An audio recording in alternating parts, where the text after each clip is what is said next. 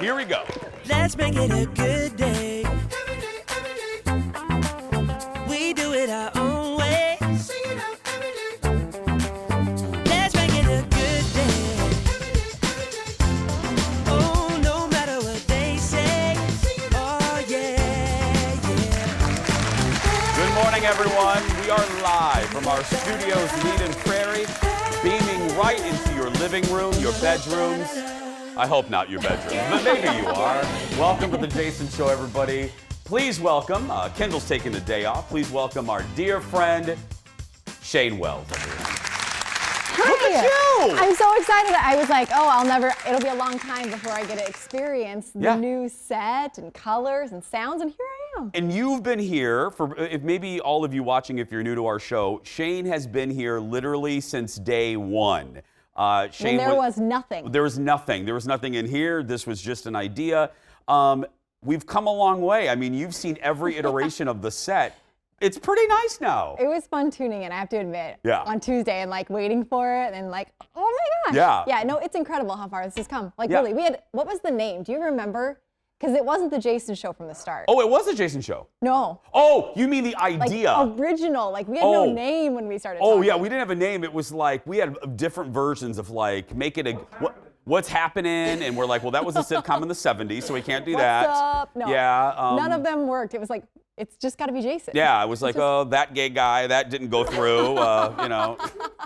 Shocking. Shocking that one didn't Because we happen. said, remember the meeting, we said, and I don't know if I've ever told this, we were all sitting around with all the big wigs, all the managers, and I brought up the point that I heard Jerry Seinfeld talk about the old Tonight Show with Johnny Carson, and he said, and he made a point that stuck with me. He goes, there really isn't a Tonight Show.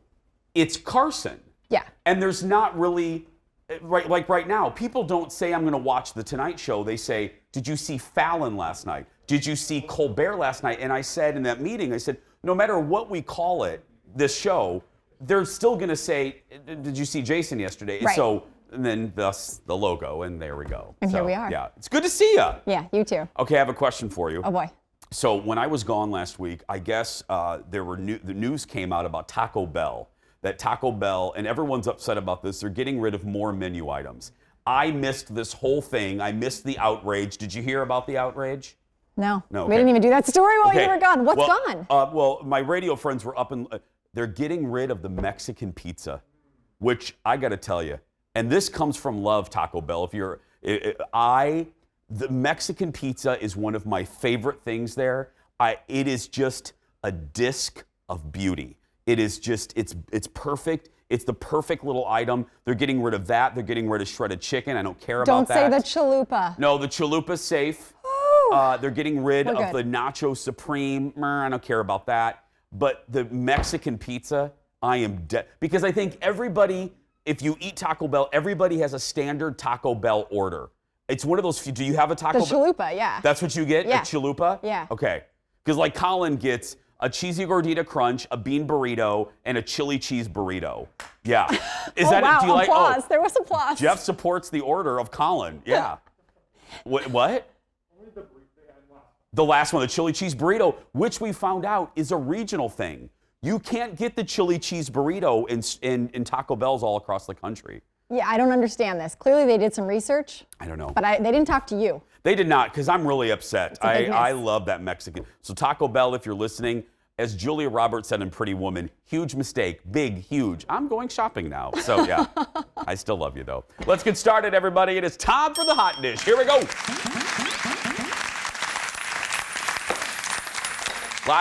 There's tons of stories today. First up, Andy Cohen opening up about Dorinda's exit from the Real Housewives of New York City.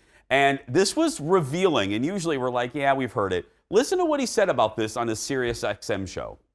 She said something at the reunion that struck us all, which was that she should have taken the year off this year. She was in a bad place. Her house had been flooded. She had a lot. Her dad was sick. Now, we lost Bethany right as filming began, and we lost Tinsley halfway through the season, so maybe Dorinda didn't feel like she could take the year off. But in any case, sometimes taking a pause is is a good thing. And I am really hopeful that this is indeed a pause. And I think so. And that's really one of the first times that Andy has ever said that about an exiting housewife. Usually it's like, we wish them well. But Andy has never said, other than Bethany Frankel and Nene, we hope they come back. When they fire someone, they always go, they were great for the years, bye, so-and-so. But I think it will be too. I think this will be a pause and Dorinda will come back. There were rumors that an off-color comment about a turkey baster was the final straw, but Andy said that wasn't the case. He said no. I know. So and the fact that curious. I just had to read that was just extraordinary. I have so many questions. Do you believe him? Because there were lots of rumors that she also was like a mean drunk. A mean drunk. Yeah. I think the truth is somewhere in the middle. Okay. I think there were private conversations, which they should be private, between employer and employee.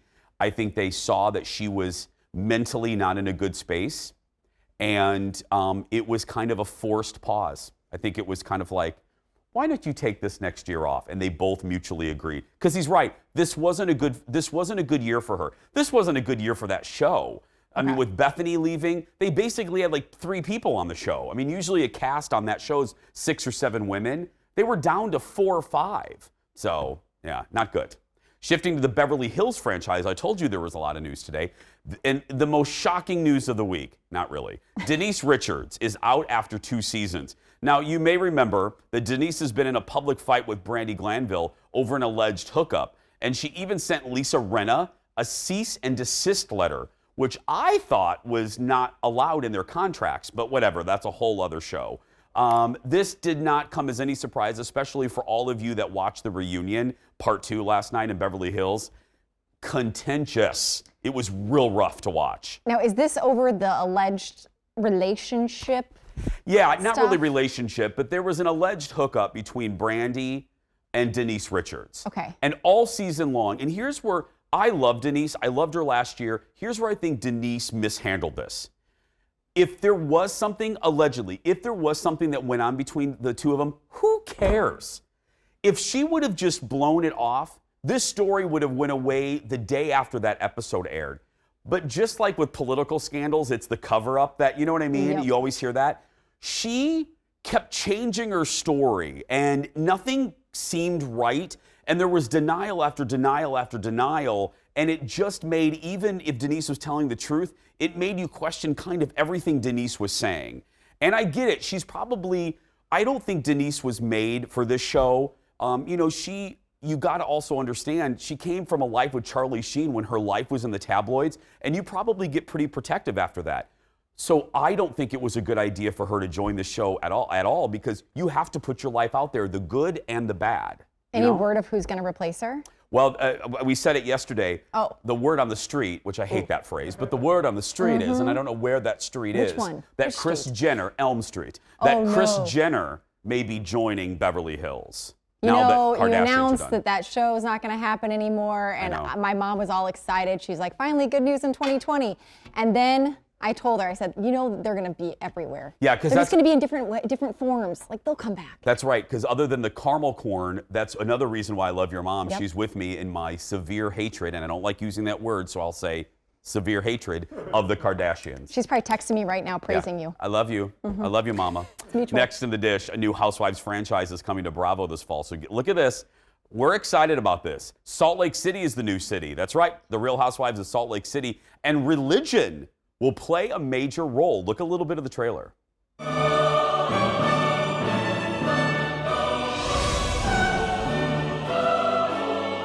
Perfection is attainable.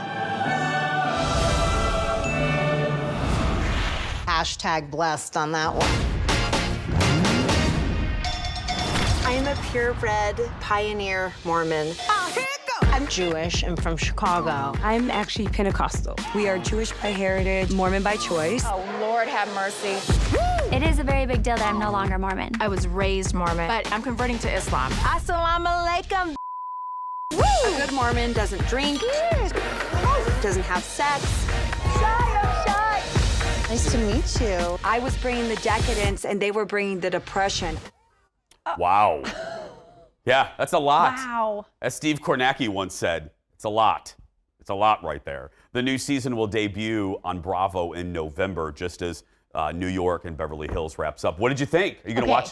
So I used to live in Boise, Idaho. We would go to Salt Lake City for fun. That's right. It has a similar feel. And it is this like undercover cool place. It's beautiful. There's a lot of money. And there's just a lot of undertones with the religion and what's kind of how the city is owned and operated, I guess you could say. But Park City, you know, they're going to be up there skiing and the chalets. It'll be amazing. I'm curious because, you know, the restaurants and the stores and the places they go have to give permission. I am shocked that that Salt Lake City is going to be welcoming to this type of. It just seems like a type of show like this goes against the overall reputation that maybe the city wants to portray. Do you know what I'm saying? I didn't phrase that well, but feeling there won't be very welcoming, but businesses that maybe aren't owned by people who are in power will let them in. Yeah. People always made fun of me. I had my bachelorette party in Salt Lake City, and everyone's Did you? like, "Why would you go to Salt Lake City?" And I was like, "It was the best time. We went up to Park City, and yeah, it's great. I've never been there. It is beyond beautiful. I've heard that it's stunning. The mountains over the city. I mean, like just the picturesque views will be worth tuning in. You've lived in 3 beautiful places here: Waka Waka, Washington, and then Salt Lake City. You've lived in beautiful parts of the country. I got lucky that people hired me in cool cities. Yeah, seriously. Including here. Right here. Mm-hmm. Hey, and speaking of, before we go to break, I talked about Louisiana. We're sending thoughts to the people of California. I woke up this morning to the images you guys did on the Fox 9 Morning News of it looking like Mars. San Francisco looks like Mars up to Oregon. The fires. I mean, my friend Haley just flew back, and she said flying in, she was flying into orange clouds. She said it was. Those pictures are very devastating. Yeah. So God bless the people there that have lost their homes and their lives. Guys, we have a lot more to come. Go get another cup of coffee, and we'll be back right after this. Stay right there. Coming up next, our insider to the stars, Dax Holt, is back with a scoop on his new interview with the first ever bachelorette, Trista. What is she doing now? Then, we've been hanging around our pets a lot the last few months, but when things change, will they have separation anxiety? Our vet, Dr. Eric Ruland, is back with the answer. Plus, he's answering your pet questions from our Facebook page. And she's family, and she's back. Fresh off her appearance in our little Jason Show music video, Miss Shannon's joining us for some fun and a preview of a new event she's working on. So stay right there. The Jason Show will be right back.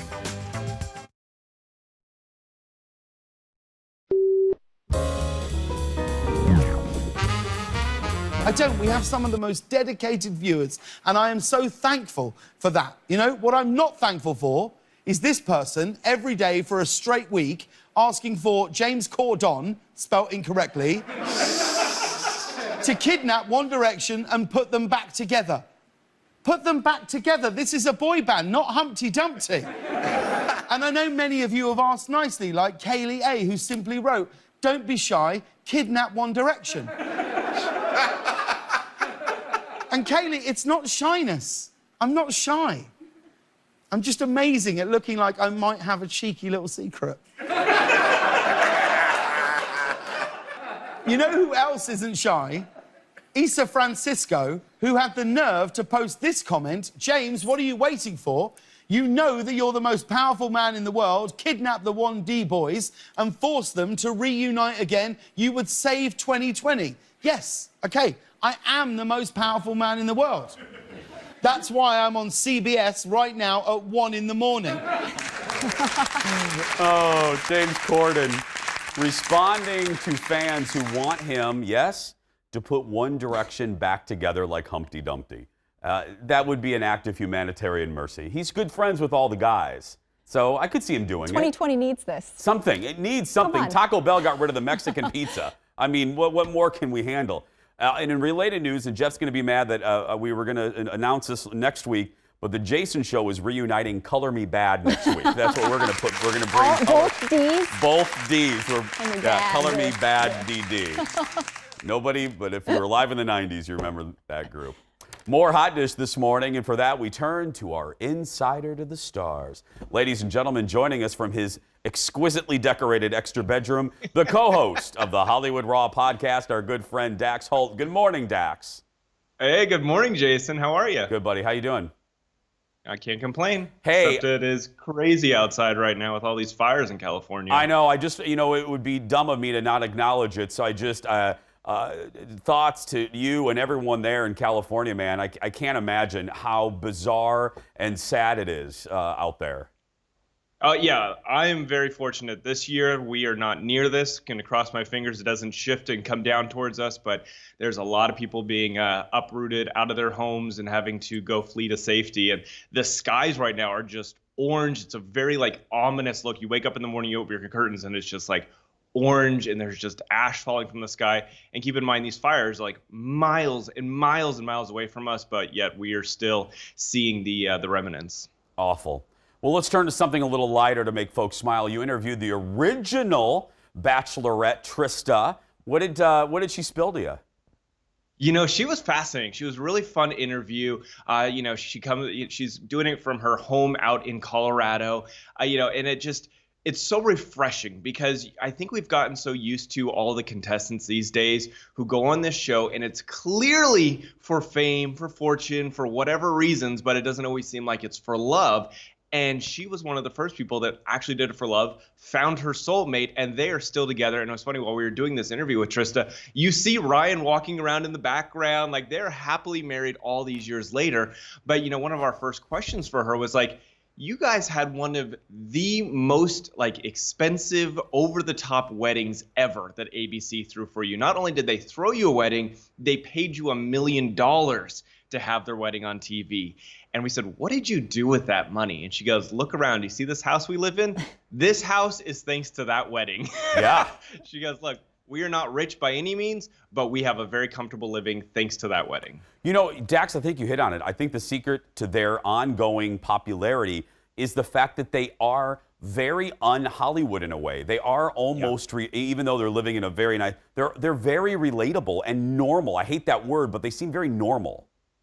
Oh, she was joking the whole time. She was really funny. She had her roots growing out, and you could see her grays coming out. She's like, guys, this is me. I live in Colorado now. I got my roots sticking out. I'm gray. This is what you get right now. Exactly. she was really cool.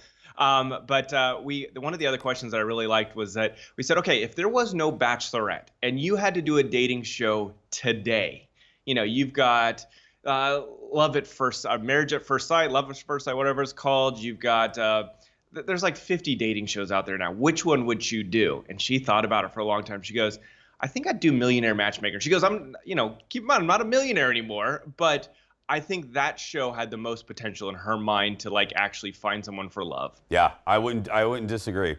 Hey, before you go, what is your take? Because again, I always like to take advantage of your experience. You've been in that town a long time. What's your take on the Kardashians wrapping up their show? I mean, hey, I think right now is probably the best time. Go out while you're on top. You know what I'm saying? They could probably do this show for another 14 seasons, but at the end of the day, they're all making so much money. Kim's now a billionaire. Kylie's a billionaire. What do they need to keep doing it for? They don't. And so go out and people will continue to talk about you for much longer, and you can spin it off, do other things.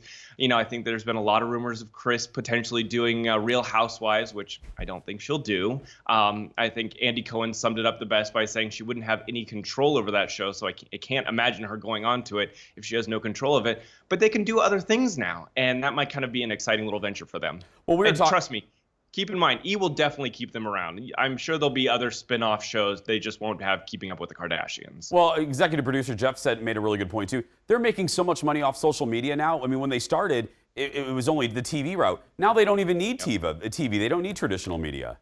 No, they got 14 other businesses that make them way more money than that show. Thank you, buddy. I appreciate it. Have a good week. Stay safe. Thank you.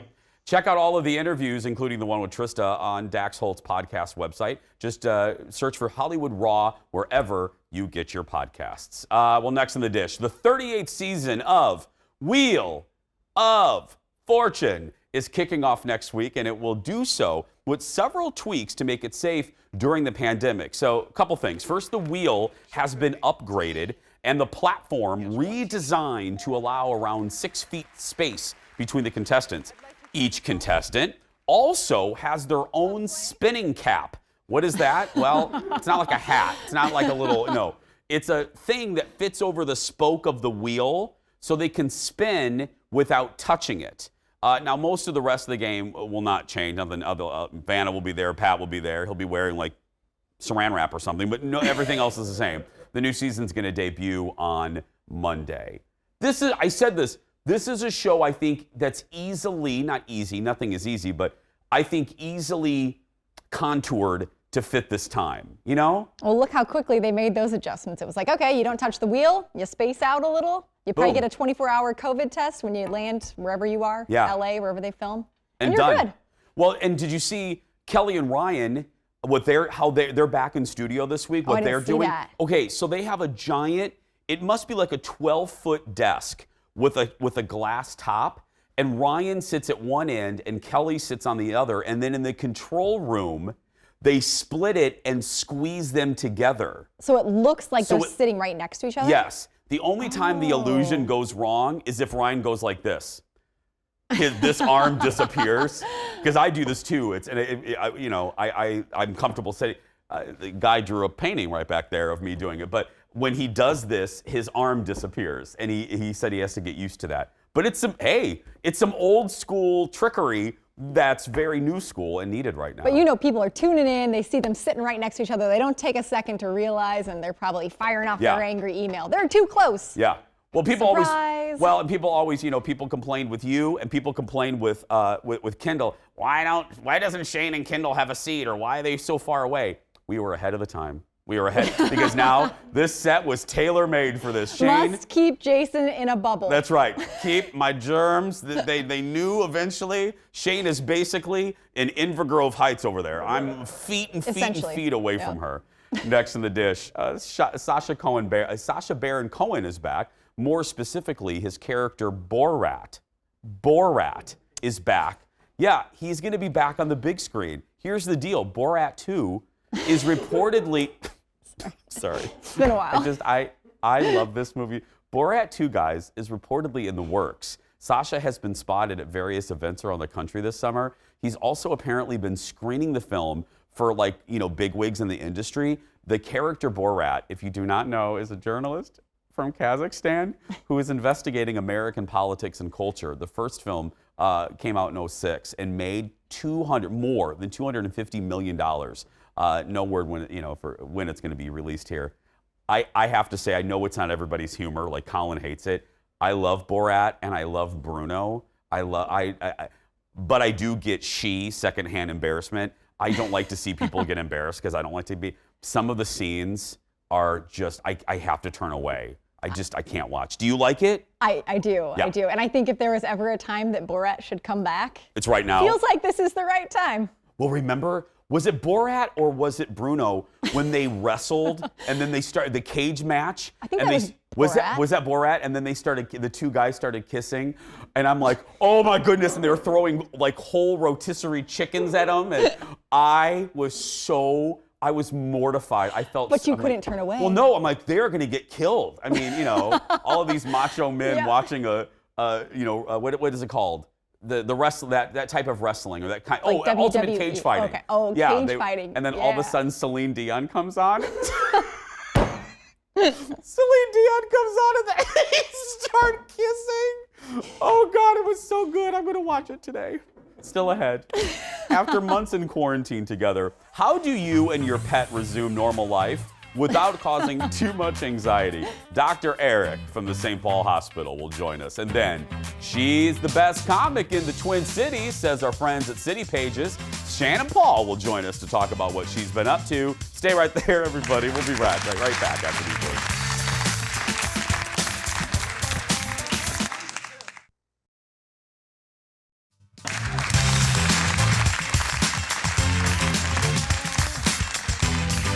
Welcome back.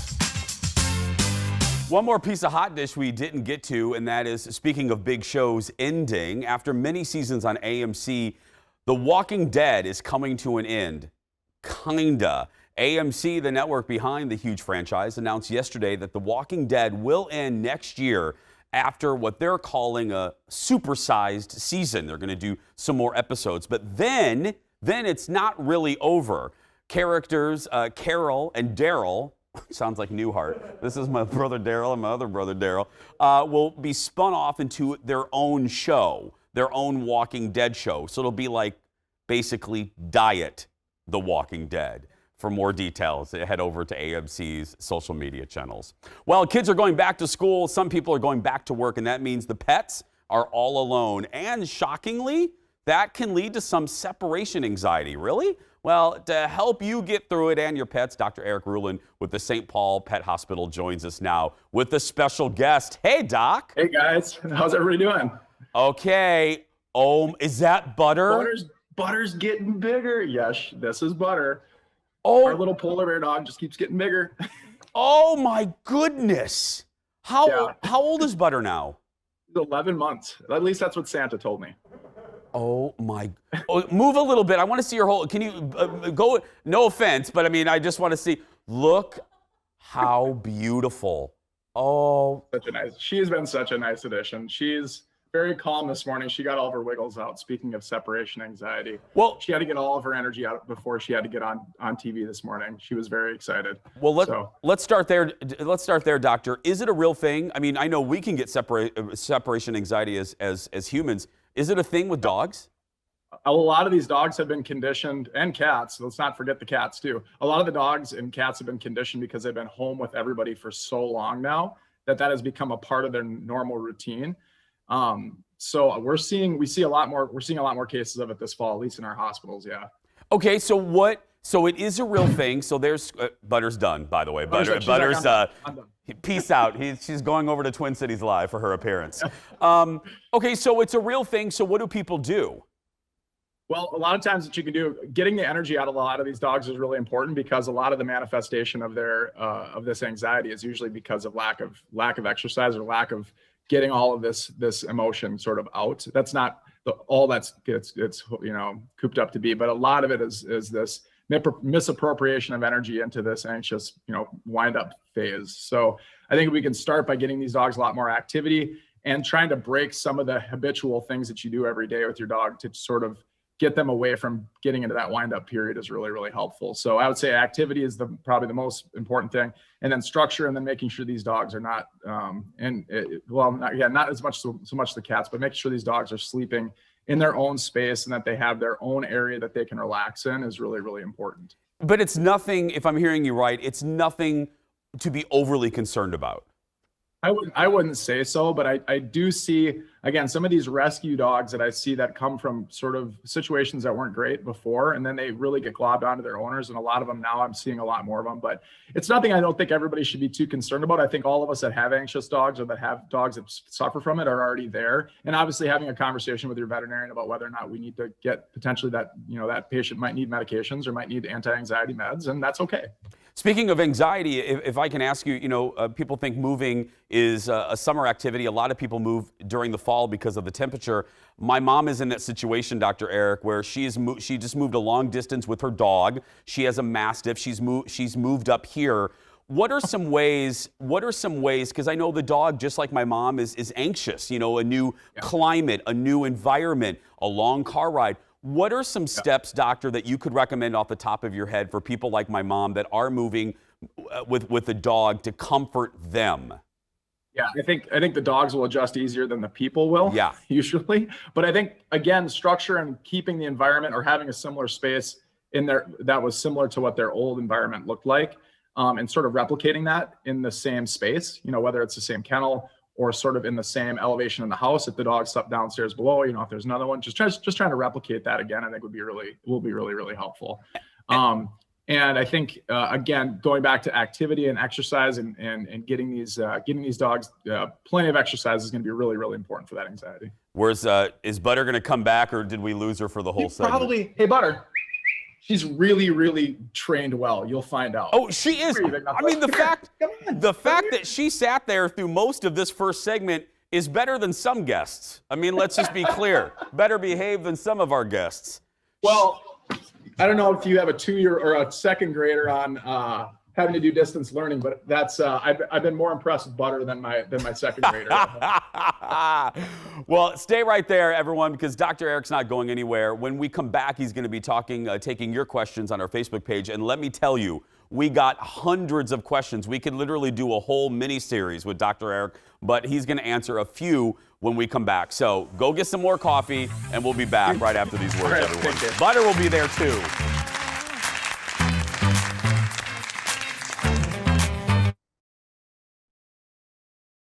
Let's make it a good day.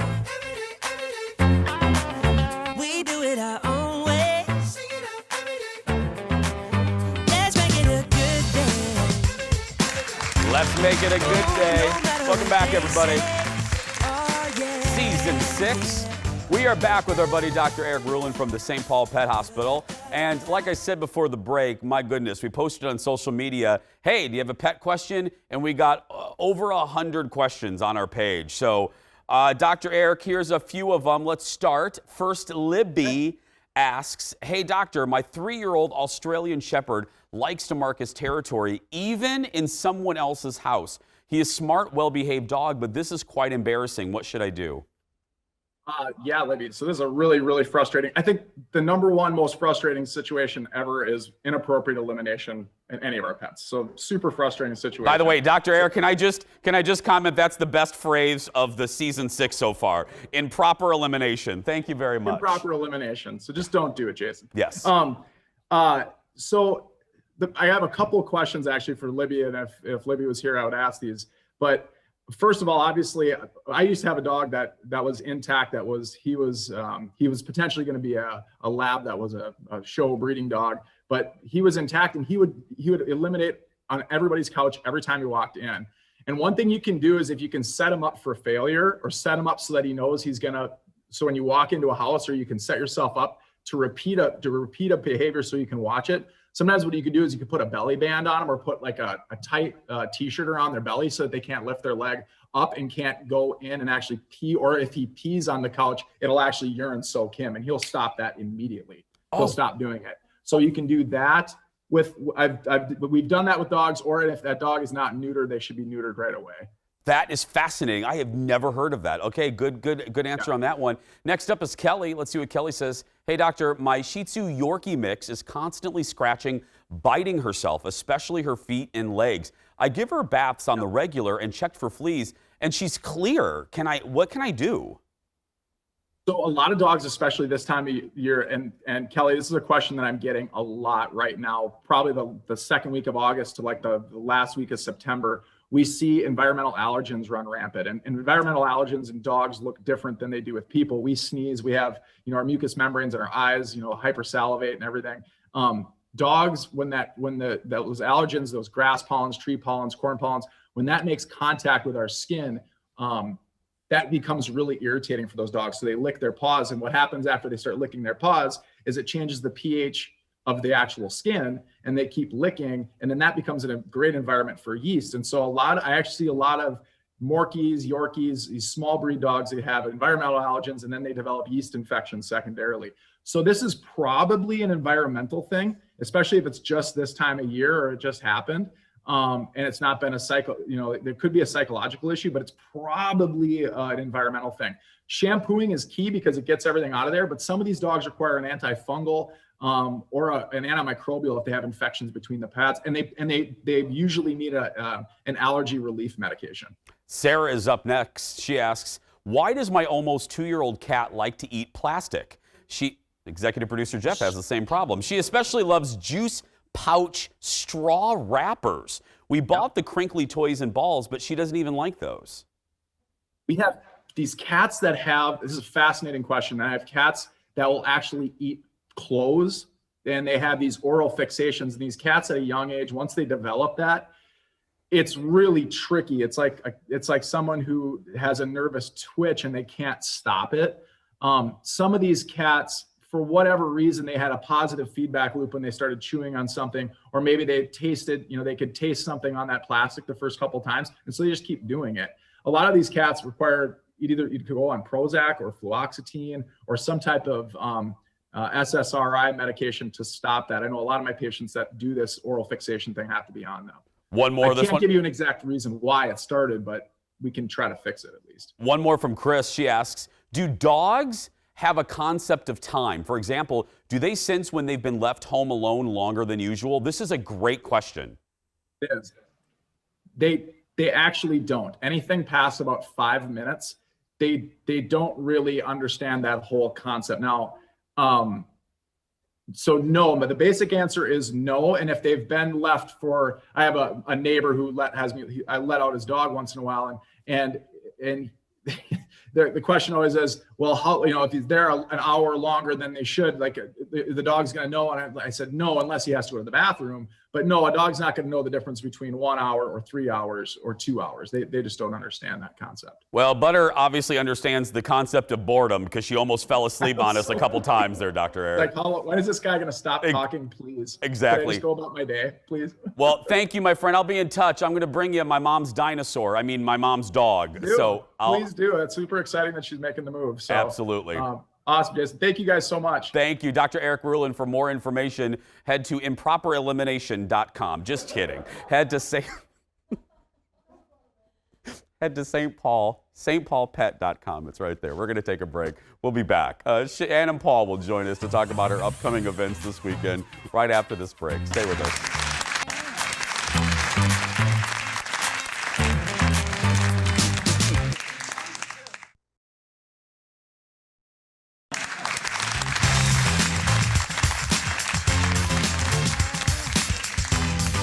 Welcome back. We all know restaurants have had a really hard time during the pandemic. Absolutely. Comedy clubs are in the same boat. The whole arts industry is.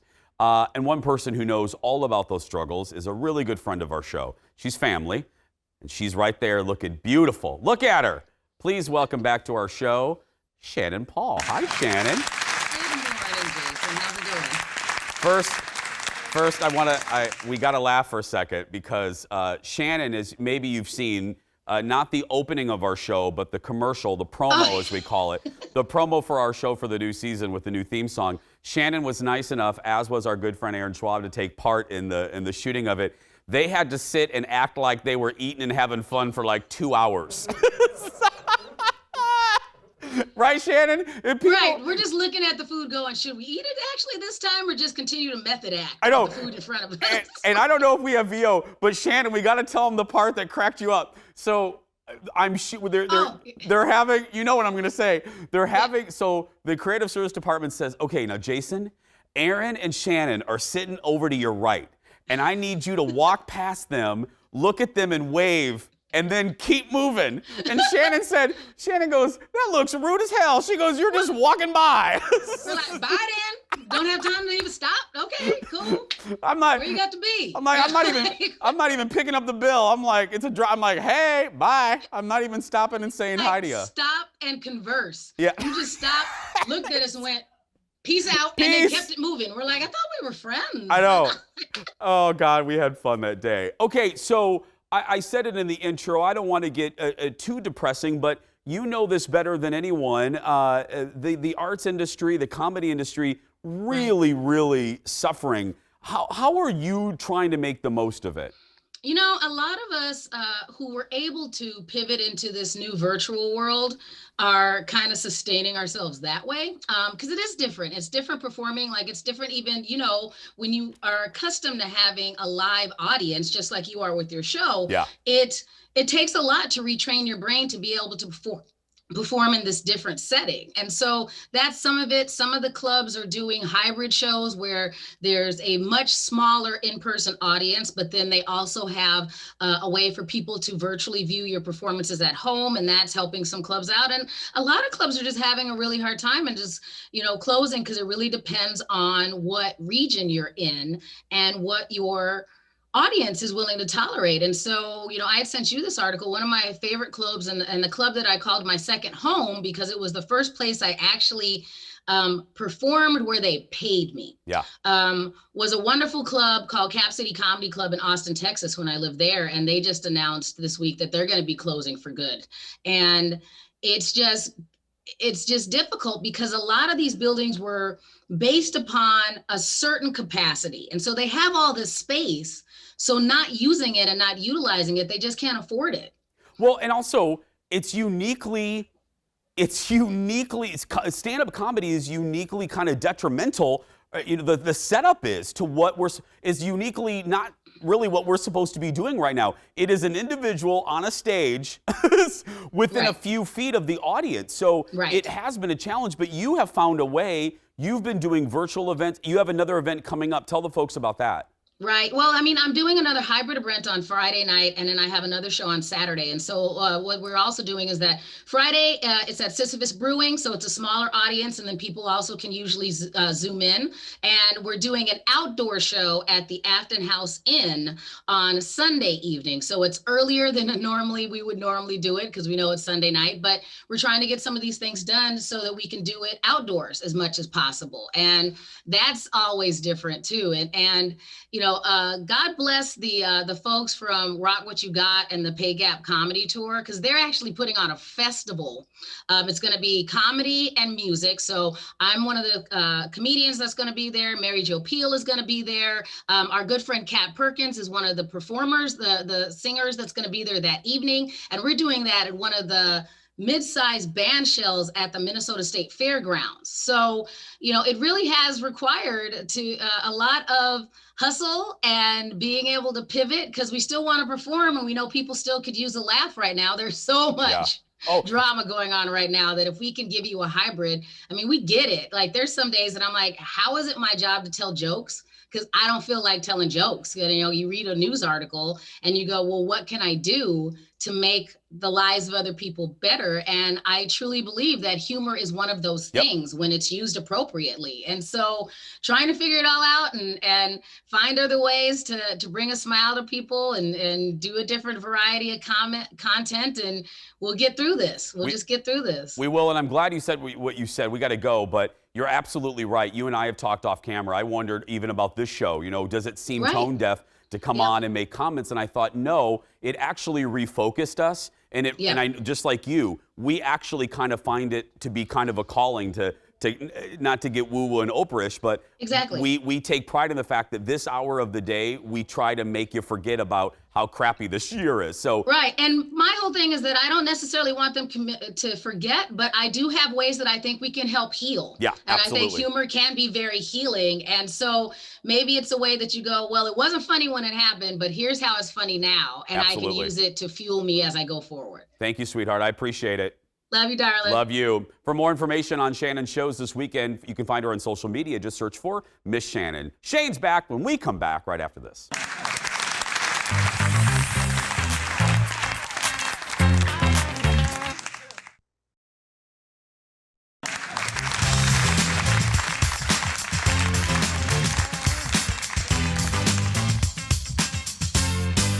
Welcome back, everyone. It's our little vintage tchotchke wall. You'll notice a little something on that shelf that will take you all the way back to the first season of our show. If you want to see what it is, all you have to do is go to our Instagram page or rewind that. Go to our YouTube page a little bit later today because we do post full episodes of The Jason Show on our page. Just search for The Jason Show on YouTube. Make sure you hit that subscribe button, and you can even be reminded when new episodes are posted. So do that. But yeah, if you've been with us since the beginning, Shane and I smiled when Jeff found a relic. No, that's not it. No, that's not either. Oh, right there it is. There we go. The little hands from season 1. We're going to take a break, everybody. We're wrapping things up right after this. You got to go get him and do the I got to go now. do it.